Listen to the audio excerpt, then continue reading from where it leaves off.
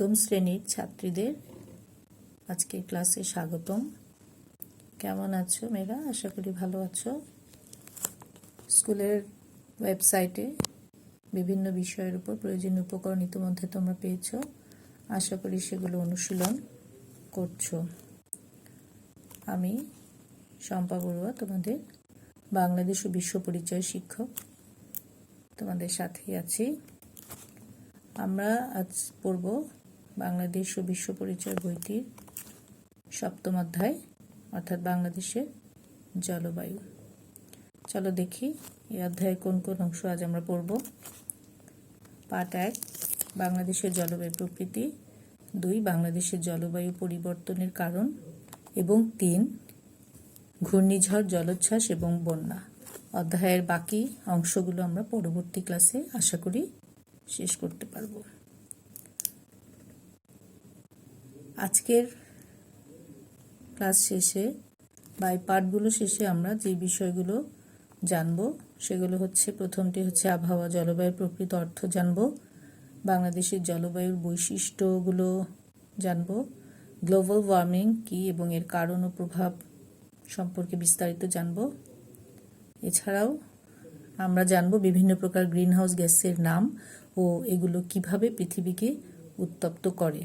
সর্বশেষ আমরা পড়ব বাংলাদেশে বিভিন্ন প্রকার দুর্যোগ এবং দুর্যোগগুলোর প্রভাব, অর্থাৎ দুর্যোগের ফলে কি হয় এবং দুর্যোগগুলো কি করে প্রতিকার করতে পারি বা ক্ষয়ক্ষতি কম হতে পারে সেই বিষয়গুলো। প্রথমেই আছে আবহাওয়া জলবায়ুর প্রকৃত অর্থ। সাধারণভাবে আমরা সবাই ধারণা করি আবহাওয়া জলবায়ু একইভাবে সংজ্ঞায়িত করা যায়। প্রকৃতপক্ষে তা কিন্তু নয়। দুটো শব্দ দিয়ে আমরা দুটো সংজ্ঞা জানতে পারি। যেমন আবহাওয়া শব্দটি আমরা প্রতিনিয়ত ব্যবহার করে থাকি। যেমন বলি, আজকের আবহাওয়া পূর্বাভাসে বলা হয়েছে আজ ঘূর্ণিঝড় হতে পারে, বা বলা হচ্ছে তুমুল বৃষ্টি হতে পারে। কিন্তু জলবায়ুর ক্ষেত্রে কিন্তু আমরা এই ধরনের কথাগুলো ব্যবহার করি না। আমরা টিভিতে দেখি বা রেডিওতে আবহাওয়ার পূর্বাভাস শুনতে পাই, এবং আমাদের দেশের মতো পুরো বিশ্বে আবহাওয়ার পূর্বাভাসটি খুব গুরুত্ব সহকারে দেখা হয়। এখন চলো আমরা দেখি আবহাওয়া এবং জলবায়ু বলতে প্রকৃতপক্ষে কি বোঝায়।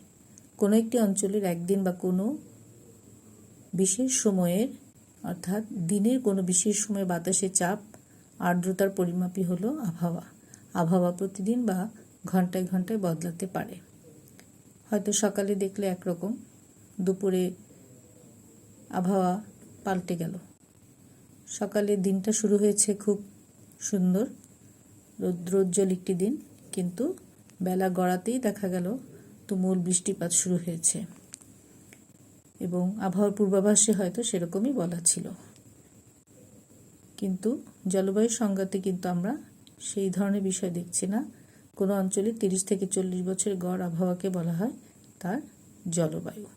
এখন নিশ্চয়ই আমরা বুঝতে পারছি আবহাওয়া এবং জলবায়ু কাকে বলে। এবার আমরা নিশ্চয়ই গুছিয়ে সেটি লিখতে পারবো। এবার চলো আমরা এক নজরে বাংলাদেশের জলবায়ু বৈশিষ্ট্যগুলো দেখি। এখানে 7টি বৈশিষ্ট্য উল্লেখ করা হয়েছে। প্রথমটি আছে, এই জলবায়ু ক্রান্তীয় মৌসুমী জলবায়ু নামে পরিচিত। এখন তোমাদের মনে হয়তো প্রশ্ন জাগতে পারে যে মৌসুমী জলবায়ুটি কি। মৌসুমী জলবায়ুটি সূত্রপাত ঘটে মূলত হিমালয় পর্বতমালা সৃষ্টির সময় থেকে। মৌসুমী শব্দটির ইংরেজি প্রতিশব্দ হচ্ছে মনসুন। এটি মূলত আরবি শব্দ মাউসিম থেকে এসেছে, এবং এই মাউসিম শব্দের অর্থ ঋতু বা কাল। আচ্ছা, 2 নম্বর হচ্ছে, এখানে শীত গ্রীষ্ম কোনোটিই আমরা খুব বেশি মাত্রায় অনুভব করি না। গ্রীষ্মকাল থাকে উষ্ণ এবং প্রচুর পরিমাণে বৃষ্টিপাত পরিলক্ষিত হয়। শীতকাল খুব বেশি বড় হয় না। শীতকালে গড় তাপমাত্রা 11 থেকে 29 ডিগ্রি সেলসিয়াসের মধ্যে থাকে। গ্রীষ্মকালে সর্বোচ্চ গড় তাপমাত্রা 34 ডিগ্রি এবং সর্বনিম্ন 21 ডিগ্রি দেখা যায়। যদিও বাংলাদেশের উত্তর ও উত্তর পশ্চিমাঞ্চলে এই তাপমাত্রা 40 থেকে 45 ডিগ্রি পর্যন্ত কোনো কোনো সময় হয়ে থাকে। আর 7 নম্বর হলো অনুকূল এবং প্রতিকূল। দুই ধরনের আবহাওয়া দেখা যায় বলে এদেশের জলবায়ুকে সমভাবাপন্ন জলবায়ু বলা হয়। অনুকূল অর্থ বইতেই দেওয়া আছে এটি, যে বাংলাদেশের যে সুজলা সুফলা প্রকৃতি দেখতে পাই এটি হলো অনুকূল আবহাওয়ার ফল। বিপরীতভাবে ঝড়, জলোচ্ছ্বাস, বন্যা, খরা, কালবৈশাখী এগুলো হলো প্রতিকূল আবহাওয়ার ফল। তাহলে নিশ্চয়ই বৈশিষ্ট্যগুলো তোমরা বুঝতে পেরেছ। তবে শুধু এইটুকু পড়লে হবে না, তোমাদের পাঠ্য বইয়ে পৃষ্ঠা নাম্বার 63 পৃষ্ঠায় বৈশিষ্ট্যগুলো সম্পর্কে বিস্তারিত দেওয়া আছে, সেগুলো ভালো করে পড়বে। এরপর একটি ছবি দেখছি, ছবিটি মনোযোগ দিয়ে দেখো। একদিকে সবুজ প্রকৃতি এবং দেখে মনটা ভালো হয়ে যায়, তাই না? কিন্তু অপর পাশে দেখো, মনে হচ্ছে বিবর্ণ প্রকৃতি, যে প্রকৃতি আমরা মোটেই চাই না। আমরা চাই সবুজ প্রকৃতি, নির্মল আকাশ। কিন্তু বর্তমানে পৃথিবী কিন্তু এই রূপটি ধারণ করছে, অর্থাৎ যেটি আমরা পছন্দ করছি না। কিন্তু কেন এরকম হচ্ছে? কেন এই রুক্ষতা, এই শুষ্কতা? এই রুক্ষতা এবং শুষ্কতার মূল কারণই হচ্ছে বৈশ্বিক উষ্ণায়ন। আর এই বৈশ্বিক উষ্ণায়নের অন্যতম কারণ হচ্ছে গ্রিন হাউস গ্যাস। এই গ্যাস বৃদ্ধির জন্য মানবসৃষ্ট কর্মকাণ্ডই মূলত দায়ী। এখন তোমাদের মনে নিশ্চয়ই প্রশ্ন যাচ্ছে যে গ্রিন হাউস গ্যাস কি, বা এগুলো কিভাবে প্রকৃতির বিরূপ প্রভাব ফেলে। গ্রিন হাউস গ্যাসের ফলে বাংলাদেশের জলবায়ু পরিবর্তনের ফলাফলটা আগে দেখি, তারপর আমরা গ্রিন হাউস গ্যাসগুলো জানব।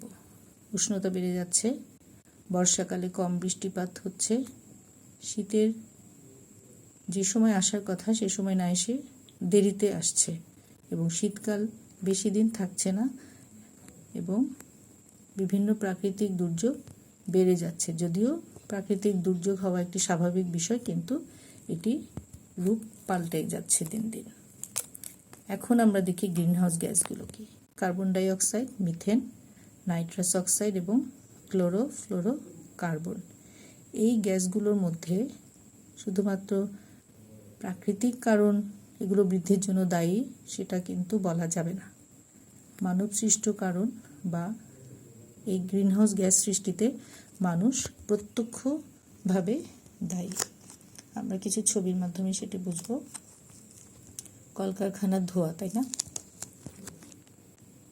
দেখছো এখানে কিভাবে ধোঁয়াগুলো বেরোচ্ছে, এবং এগুলো অবশ্যই বায়ুকে দূষিত করছে, এবং এখানে কার্বন ডাই অক্সাইডের মাত্রা বেড়ে যাচ্ছে। তারপর হচ্ছে ইট ভাটা, অর্থাৎ যেখানে ইট তৈরি হয় এখানেও একই অবস্থা বিরাজ করছে। এটিও কার্বন ডাই অক্সাইড বৃদ্ধি করতে ভূমিকা রাখে। বৃক্ষ নিধন এটি অন্যতম একটি কারণ। কারণ আমরা জানি আমরা অক্সিজেন পাই কোথা থেকে? অক্সিজেনের খনি বলা হয়, এক একটি জঙ্গলকে অক্সিজেনের খনি বলা হয়। অথচ আমাদের দেশে এভাবে দিনের পর দিন গাছপালা কেটে ফেলায় বন জঙ্গল ধ্বংস হচ্ছে, এবং এর ফলে কার্বন ডাই অক্সাইডের মাত্রা বেড়ে যাচ্ছে, যা মানব জীবন কেন যে কোনো প্রাণীকুলের জন্যই হুমকি স্বরূপ।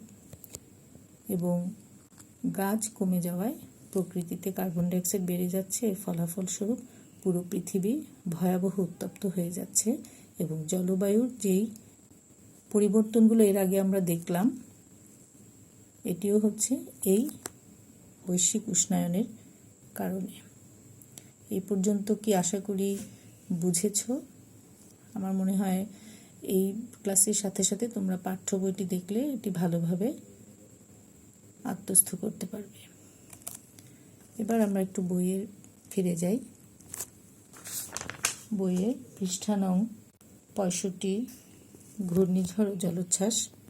এটা আমরা দেখি, এখানে ছবি দেওয়া হয়েছে, একটু মনোযোগ দিয়ে পড়ো তোমরা। কোনো স্থানে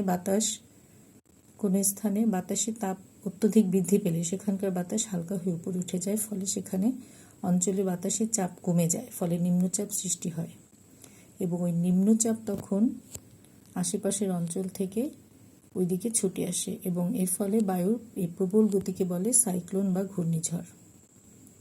একটু মনোযোগ দিয়ে পড়ো, তোমাদের সামনে নিশ্চয়ই বইটি আছে, তাহলে পড়তে সুবিধা হবে।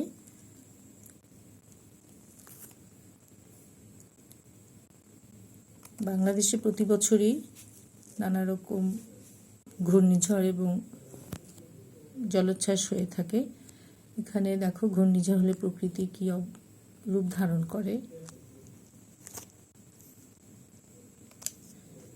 বিভিন্ন সময়ে বাংলাদেশে অনেক ঘূর্ণিঝড় সংঘটিত হয়েছে। এখানে আমি একটু তথ্য উপস্থাপন করেছি। দেখো 1970, 2007 এবং 2009 সালের 1970 সালে যে ঘূর্ণিঝড়টি হয় তখন প্রায় 10 লক্ষ লোকের মৃত্যু হয়।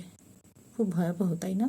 এরপর দেখো 2007 সালে সিডর নামক ঘূর্ণিঝড়ে প্রায় 30 লক্ষ মানুষ ক্ষতিগ্রস্ত হয়, বহু প্রাণহানি হয় এবং 2009 সালে আইলা নামক ঘূর্ণিঝড়ে মানুষ, ফসল ইত্যাদির ব্যাপক ক্ষতি হয়। এবং এই ক্ষয়ক্ষতি পূরণ করতে মানুষের প্রচুর সময় নষ্ট হয় এবং সেই ক্ষতি সহজে পুষিয়ে নেওয়া যায় না। এজন্য আমাদের প্রয়োজন দুর্যোগ মোকাবেলায় প্রয়োজনীয় প্রস্তুতি নিয়ে ঘূর্ণিঝড় আশ্রয়কেন্দ্র ও নিরাপদ আশ্রয়স্থলে চলে যাওয়া, তাই না?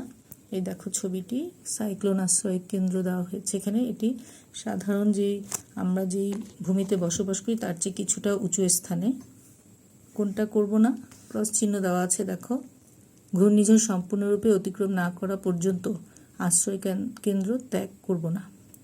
আর ঘূর্ণিঝড় কেন্দ্রে যাওয়ার সময় টর্চ লাইট, দেওয়াশলাই সহ মোমবাতি, এমনকি শুকনো খাবার এবং বিশুদ্ধ পানি সাথে নেওয়া উচিত। আমরা নিজেরা এটা শিখলাম এবং প্রয়োজনে অপরকেও এটি বলতে পারবো। আবহাওয়া পূর্বাভাস জানার সাথে সাথে নির্ধারিত সংকেত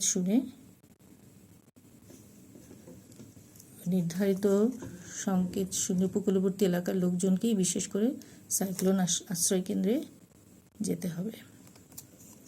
তো দেখো ছবিটি দেখেছো, তিনটি ছবি দেওয়া হয়েছে এখানে। ঘরবাড়ি ডুবে আছে, কোমর পানি অতিক্রম করে পরিবার পরিজন সহ মানুষ এগিয়ে যাচ্ছে এবং নিচে নিজেদের প্রয়োজনীয় সামগ্রী নিয়ে 2 জন মহিলা খুব কষ্ট করে পানি পার হয়ে যাচ্ছে। এগুলো কিসের চিত্র? অবশ্যই বন্যার চিত্র। বন্যার ফলে কি হয়? ব্যাপক ফসলহানি হয়, খাদ্যাভাব দেখা দেয়, জানমালের ক্ষতি হয়, মানুষ কাজ হারিয়ে বেকার হয়ে পড়ে এবং বন্যা যতদিন স্থায়ী হয়, অর্থাৎ যদি সেটি দীর্ঘস্থায়ী বন্যা হয়, তাহলে নানা রকম রোগের প্রাদুর্ভাব ঘটে। যেমন নানা রকম চর্মরোগ হতে পারে, পেটের পীড়া, এগুলো দেখা যায়। আজ এ পর্যন্তই। ক্লাসটি খুব সংক্ষেপেই নেওয়া হয়েছে, সুতরাং শুধু এই ক্লাসের উপর নির্ভর না করে পার্ট 1, 2, 3 তোমরা বাড়িতে খুব মনোযোগ সহকারে পড়বে এবং বহু নির্বাচনী প্রশ্নের জন্য পার্ট 1, 2, 3 অবশ্যই ভালো করে পড়বে। এর পাশাপাশি পৃষ্ঠা নং 63 এবং 65 কাজগুলো, অর্থাৎ যেই কাজগুলো দেওয়া আছে এখানে, মোট 4টি কাজ আছে। 63 পৃষ্ঠায় আছে 2টি কাজ এবং 65 পৃষ্ঠায় আছে 2টি কাজ। এই প্রশ্নের উত্তরগুলো তৈরি করবে, প্রয়োজনে বাড়ির বড়দের সাহায্য নেবে। আজ এখানেই শেষ করছি। আশা করি কাজগুলো মনোযোগ সহকারে করবে। পরবর্তী ক্লাসে এই অধ্যায়ের বাকি অংশ নিয়ে আবার তোমাদের সাথে একত্রিত হব। সেই পর্যন্ত তোমরা ভালো থেকো, সুস্থ থেকো। সবাইকে ধন্যবাদ।